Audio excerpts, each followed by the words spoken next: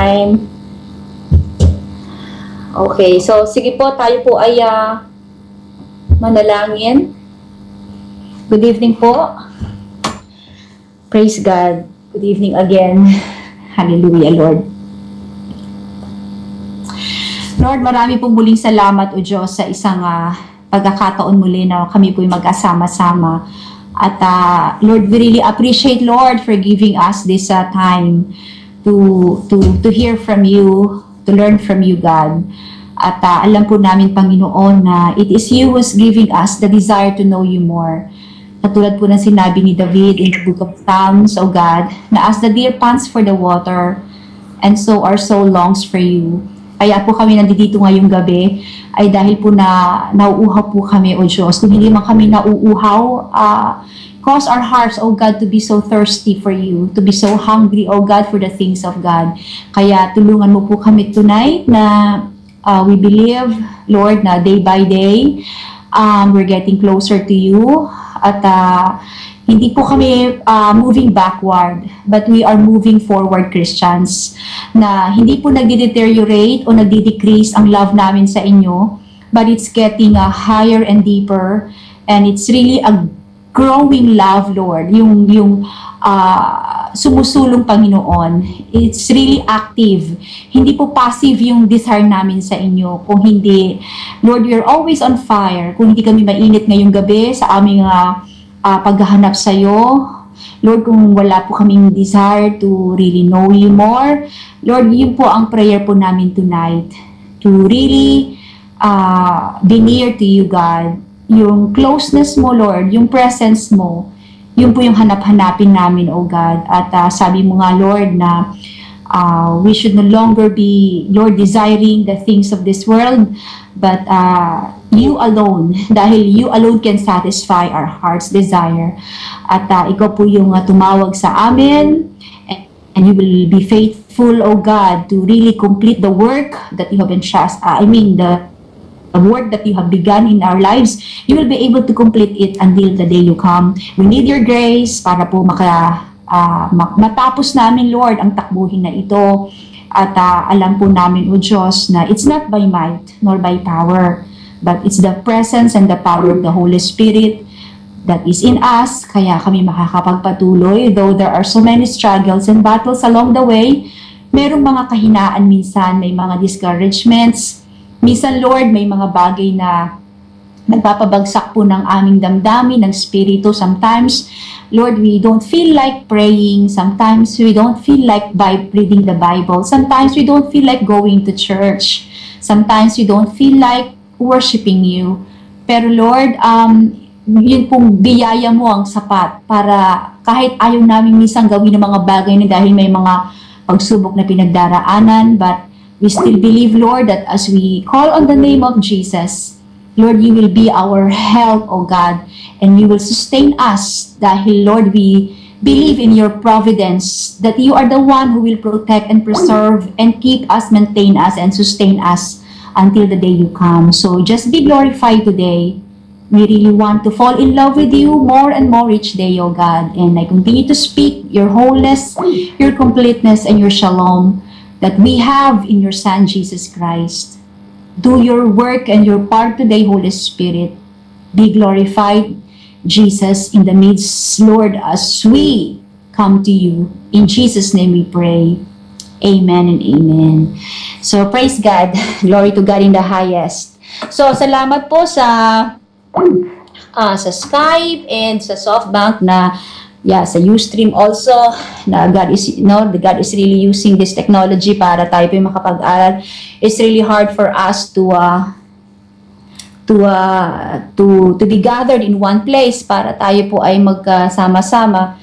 Pero salamat sa Lord kasi God is really amazing God, no, na binibigyan niya tayo ng pagkakataon. Kasi karamihan sa atin, itong mga time na to, busy sa day. I believe that God is really honoring yung mga time na binibigay natin sa Kanya, no? At alam ko po na tayo po yung nag-i-invest. Tayo po yung nagtatanim sa mga panahon na ito. So, kung tayo po yung nagtatanim ng mga spiritual nagtatanim tayo ng mga spiritual na bagay para sa buhay natin.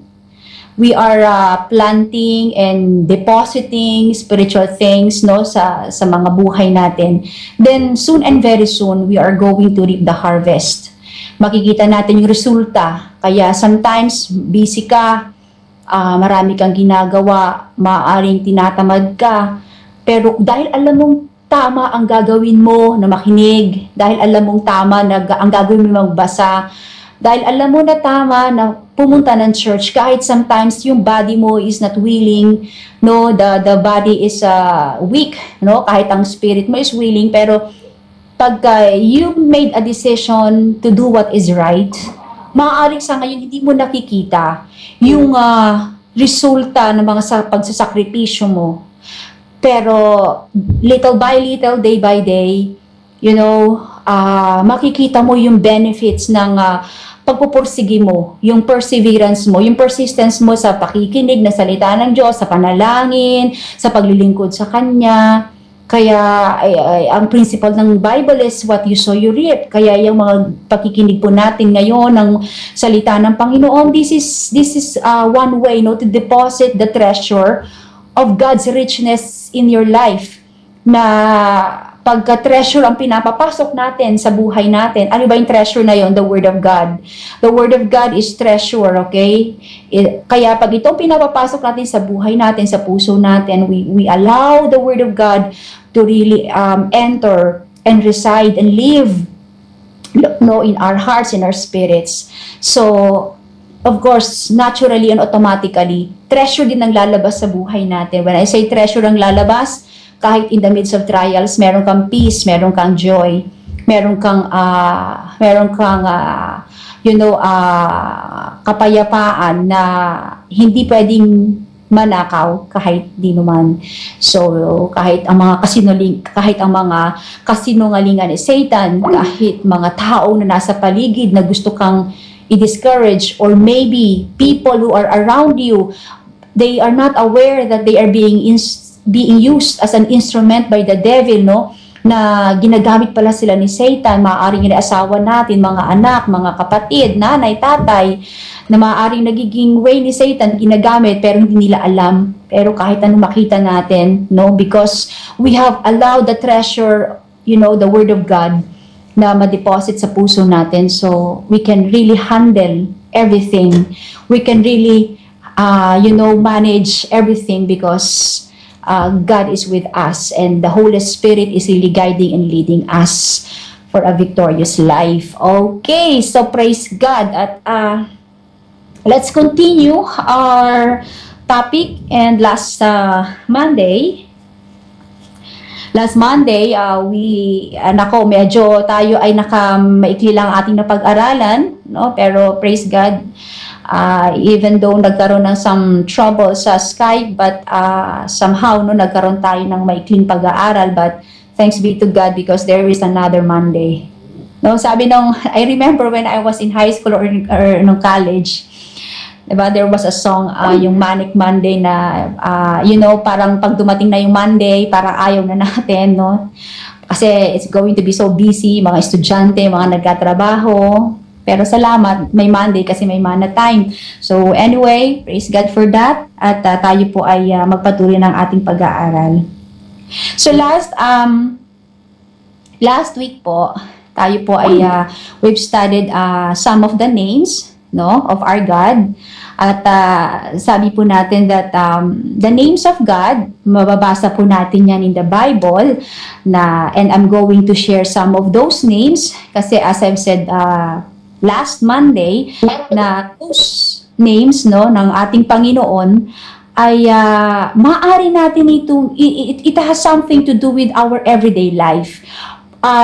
Yung mga pangalan ng Diyos, no, na ipag-aaralan po natin ay nagfi-fit siya, no? Nagfi-fit siya sa sitwasyon na pinagdadaanan natin. So, sa buhay natin ito, we've been experiencing a lot of situations. May mga mapapait, may mga masasakit, merong mga magaganda, merong mga nakakatakot, merong nakakagulat, no? So, maraming all kinds of situations, life situation, mga experiences, no?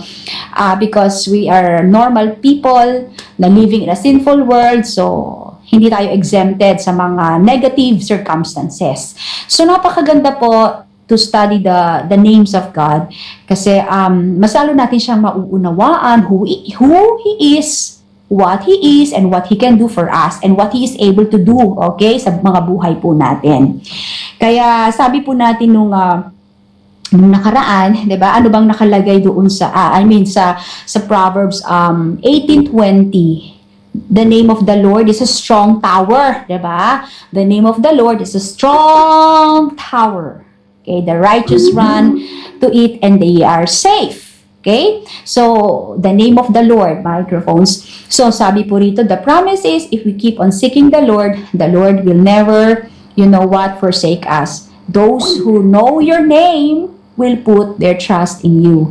Kaya pag kinakilala daw natin ng Diyos, nakilala natin kung sino siya, nakilala natin ng pangalan niya, napakadali nating magtiwala sa Kanya.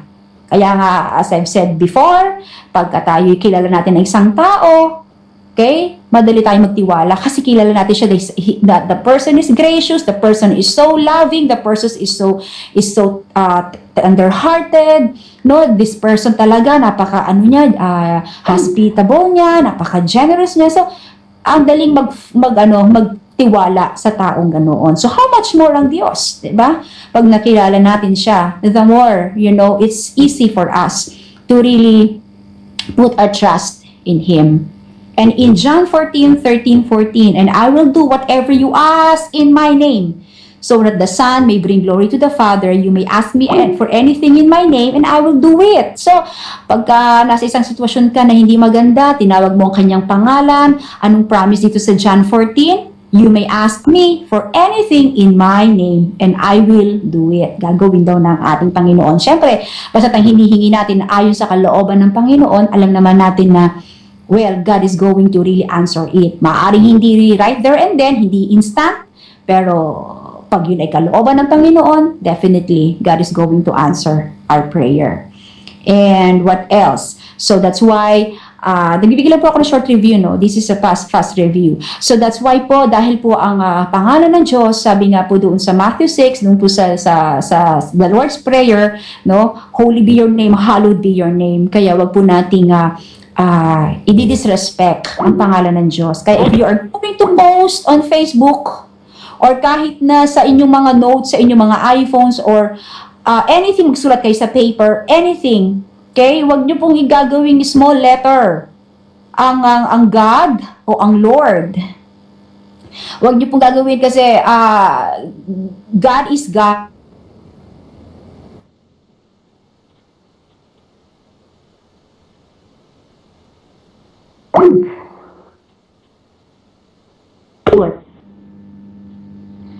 Okay na, Ryan, balik? Okay, praise God. Thank you, Lord. So, as I was saying, kinakailangan po nating let's give respect, no, and reverence to the name of God. Kaya, wag po natin itong gagamitin mag-make tayo ng promise, gagamitin pa natin yung pangalan niya, no? So, kinakailangan, let's give our complete honor and devotion and adoration and admiration sa pangalan ng ating Diyos. Kasi yan po yung isa sa mga Pastor Ryan, si Thelma ba nakapasok? Okay, okay. So, in Exodus 20, chapter 20, verse 7. Now, so we've studied what is the meaning of Elohim nung nakaraang Monday, and I said that Elohim meaning God. Ganun lang kasimple yun. Elohim is a Hebrew word, God. So, ibig po sa Genesis chapter 1, verse 1 po yun. And it means omnipotent power. It means He's the creator. Kaya ang sabi ko po sa inyo nung nakaraan, God is the omnipotent, powerful God. At siya ang nag-create, no? To prove that He is a powerful God. He created the heavens and the earth and the universe. The creator of everything. At kaya sabi ko nga, ako at ikaw ay Kanyang nilikha. So, doon sa everything na creator of everything, nandoon tayo. Kaya if God created you, and then, you are valuable, you are important, okay? you're beautiful, kahit na hindi mo type ang body mo, hindi mo type ang itsura mo, kahit na hindi meron kang hindi gusto sa sarili mo na physical feature, pero because God created you and God is a perfect God, He could not make a mistake kung bakit ganito ang buhok ko, kung bakit ganito ang legs ko, kung bakit ganito ang ilong ko. So, you know what? He's a perfect God. Kaya love yourself. So, kasi God made you that way. Ha? Kaya wag po nating sabihin na ganito ako, wag tayo magkaroon ng inferiority complex, insecurities. Because you were created in the image and likeness of God. At ang sabi ko rin po, kayo po ay nilikha, tayo ay nilikha for good works. Para gumawa ng mabuti, hindi yung mabuti lang na maglilinis ka ng bahay or ikaw ay mamamalengke. No. What I mean good works is being a blessing to people. When you hear someone na merong pangangailangan, okay, magbigay kung kaya, kahit 500 yen lang o kahit 10 yen. Let's say, meron kang isang kasama sa trabaho, walang pera, i-treat mo siya kahit lunch, ubento, how much ang ubento sa convenience store. So, what else? Sharing the love, the gospel, sharing the word of God. What else? Serving God sa church. So, lahat ng good works na yon. Doon po tayo nilikha ng Panginoon. And you can find that in Ephesians chapter 2, verse 10. At ang pangalawa po, the first one is Elohim, that is Hebrew word. And the second one is El Shaddai. It's also a Hebrew word. And you can find that in Genesis chapter 17, verse 1. So, ang El Shaddai, no, as I explained it last time, okay, the word yung L-E-L, nakuha po yun sa root word ng Elohim. Elohim, yung pong pinag-usapan nating number 1 yon. Ibig sabihin yung power, okay, God's mighty power. Now, yung word Shaddai, kasi sinabi ko El Shaddai, so yung Shaddai naman means breast, yung dibdib, diba? And refers to God nourishing and sustaining us. Ninonourish tayo, inaalagaan tayo, kinikip niya tayo, kinocomfort niya tayo, sinusustain niya tayo, yun ang ibig sabihin po ng El Shaddai. Kaya pagka po meron kayong mga nalulungkot kayo ay natatakot, kayo ay nahihirapan, any emotion na meron ka, no, you can lean on the breast of God. Lord, you are my El Shaddai. You nourish me. You sustain me today. I need it, oh God. I need your comfort. And also, it means that He is not, di ba sabi ko, powerful. It means also, El Shaddai means He is able to meet our needs. Kaya, ang lahat po na pangangailangan natin, ano na po yun it's already solved. No, makikita po natin sa Genesis chapter 17, verse 1. Ito po yung kwento ni Abraham na God instructed Abraham to offer his one and only son Isaac, no? At dito po nakita natin na it's not yet here pala. Dito nagpakita ang so I'm sorry. I think in the latter Genesis chapter 20 something yon, no, nung nag-offer siya ng ng ina niya, hindi pa yun dito. So anyway, I am God Almighty, walk before me and be blameless. So doon nagpakita ang Panginoon, nagpahayag ang Panginoon kay Abraham. Na sinabi niya, ako ang El Shaddai, na I'm going to bless you, I'm going to sustain you, I'm going to be with you. So sabi ko nga po, ang lahat po ng pangangailangan natin, kasi may El Shaddai tayo. Lahat ng pangangailangan mo ngayon, pangangailangan natin bukas, we don't need to worry about it. Kasi nakalagay na to sa Bible na God Almighty, El Shaddai. No, she's a powerful God na meron tayong pag lumapit tayo sa Kanya, you know what? He is able to meet every need na meron po tayo.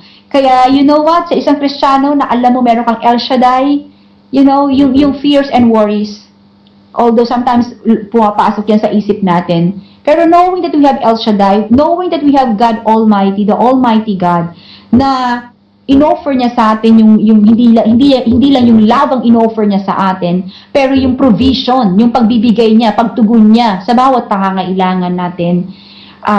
You know what? It will give us peace in the midst of needs. Na alam mo yung needs mo na yon, maaaring hindi niya ibigay ngayon kasi hindi pa niya timing.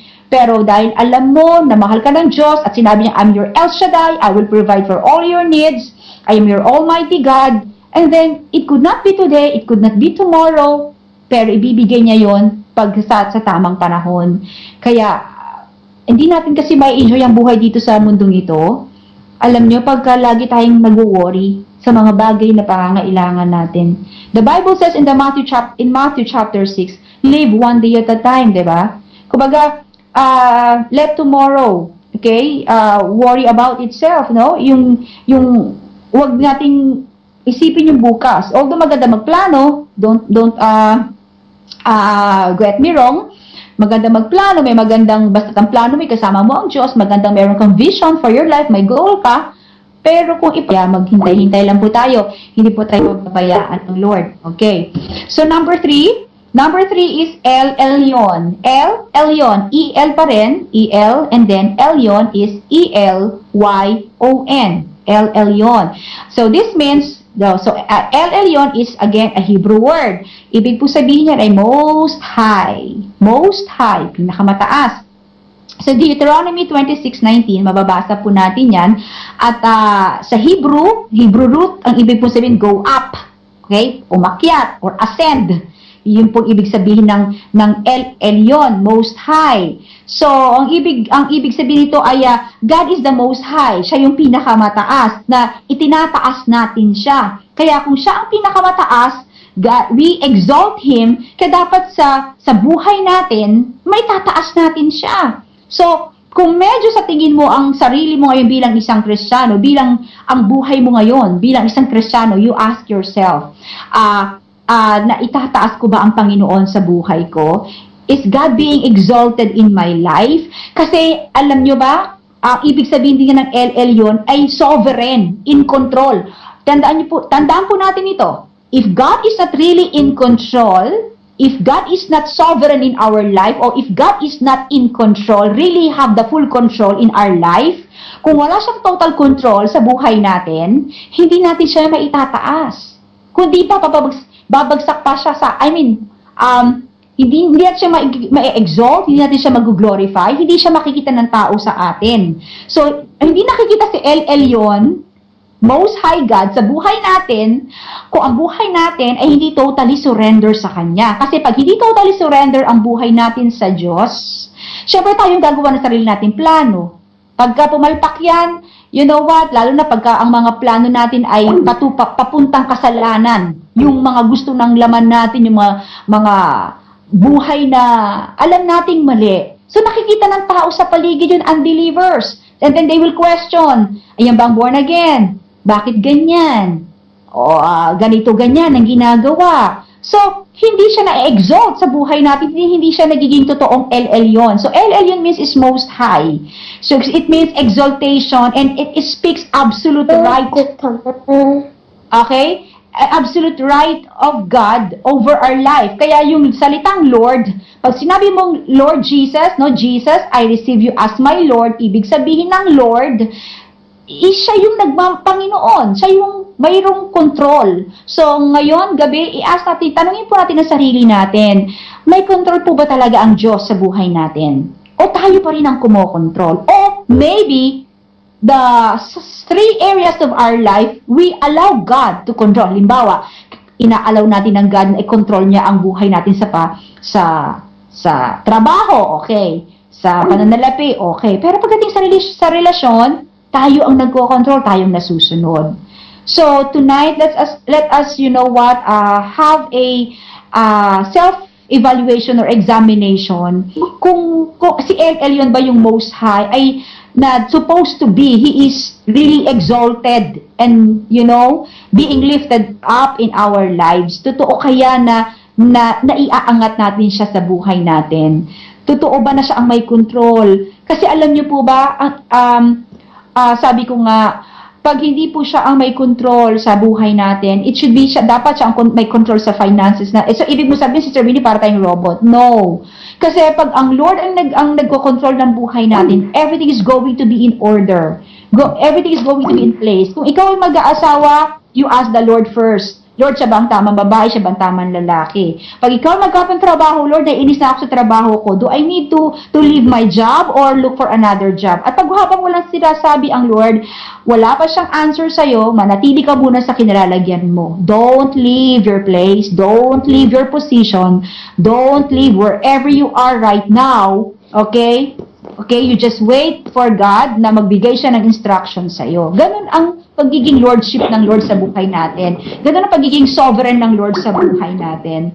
Kaya kung ang Diyos ang may total control sa buhay mo at sa buhay ko, okay, kung siya ang may total control sa buhay mo at sa buhay ko, siya ang nagpo-control eh, hinayaan mo na siya eh. Sinabi mo, Lord, El Elyon, you are the one who, I gave you the full control. Kaya nga, shepherd of my soul, I give you full control, no? So, El Elyon, I allow you to have the full control over my life. Pag sinabi mo sa kanya yon, dahil sinabi mo yon, so gagawin niya yon. Kaya pag sinabi mo sa kanya yon, kahit na anong sirkumstansya ang dumating sa buhay mo, dahil inalaw mo siya na mag-control si El Elyon sa buhay mo. Dahil you allowed El Elyon to control your life, so whatever situation or circumstances na dumating sa buhay mo, na pinayagan ng Diyos, you know what, ay hindi ka magrereklamo. Hindi ka matataranta. Kasi ang bawat sitwasyon na dumarating sa buhay mo, ay hinalaw ng Lord. Meron siyang, inalaw niya, He allowed it to happen. Dahil inalaw mo siya na mag-control sa buhay mo, kaya ang mga pangyayaring pangit man o maganda sa buhay mo ngayon, dahil siya ang nagkukontrol ng buhay mo, so maluwag sa dibdib mo na, to face, i-handle o harapin yung pinagdadaanan mo ngayon. Kasi, siya may control eh. 'Di ba? Pangit yan. Pero Lord, ikaw ang pinakontrol ko na sa iyo ang ang buhay ko. So, pangit man ito, you know what is best for me. You know what is Lord, you are all able, to bring me, okay? Kung saan mo ako gustong dalhin, ikaw ang nakakaalam ng lahat. And because of that, you can praise God and give thanks God. Give thanks God in all circumstances. Kaya pag si El Elyon, okay? Again, ulitin ko po, siya yung Most High God.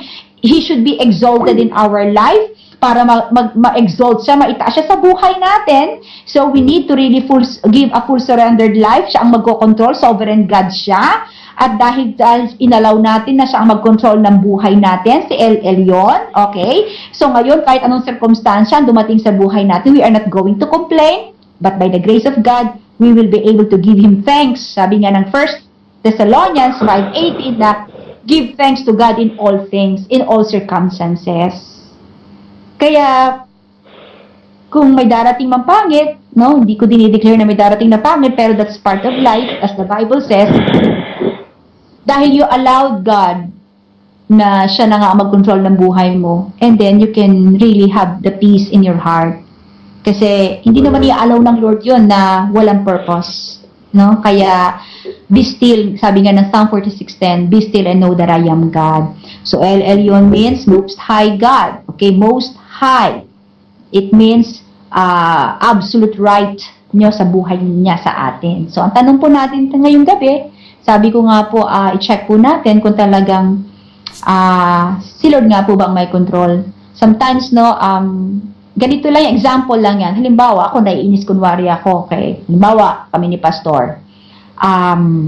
Meron kami isang bagay na hindi nagdi-disagree kami, okay? Meron, sabi natin na nagkakainisan kami, okay? Of course, sometimes it happens dahil pareho naman kami hindi naman kami Diyos, hindi naman kami perfect, okay? So, pareho lang tayo na saved by grace. We are all sinners but saved by grace. So, dahil Lord, sinasabi ng flesh ko, sinasabi ng laman ko na, mainis ka, huwag mong pansinin, hayaan mo siyang ganyan, no? So, pero the Holy Spirit is speaking to me, okay, yes, of course, di ko naman maririnig naman, of course, the Holy Spirit could, really whisper into my ears, pero He just impressed on my heart na hindi dapat ganyan. Because Jesus is your Lord, kaya kinakailangan kung ano yung damdamin mo, okay, surrender it. Kung anong nararamdaman mo ngayon, surrender it to the Lordship, okay, of Jesus Christ. So, ganun na pagiging